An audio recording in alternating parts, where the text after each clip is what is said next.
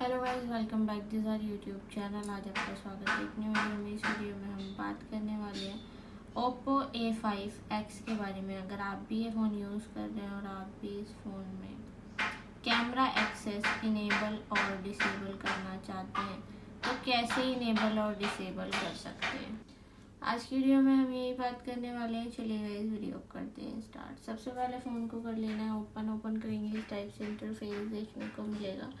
बहुत सारे ऑप्शंस देखने को मिल जाएंगे। इनमें से सेटिंग्स के ऑप्शन पर क्लिक करना है, ऊपर की तरफ स्क्रॉल करना है। सिक्योरिटी एंड प्राइवेसी के ऑप्शन पर क्लिक करना है, ऊपर की तरफ स्क्रॉल करना है। प्राइवेसी कंट्रोल्स पर क्लिक करना है। कैमरा एक्सेस का ऑप्शन मिलेगा, स्विच मिलेगा।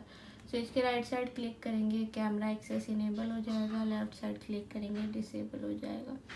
इसी टाइप से आप कैमरा एक्सेस को इनेबल और डिसेबल कर सकते हैं। वीडियो अच्छी लगी है तो चैनल को सब्सक्राइब, वीडियो को लाइक शेयर जरूर कर दें। साथ ही बेल आइकन का बटन भी प्रेस कर दें ताकि आने वाली वीडियो की नोटिफिकेशन आपको मिलती रहे। मिलते हैं नेक्स्ट वीडियो में, तब तक के लिए बाय बाय।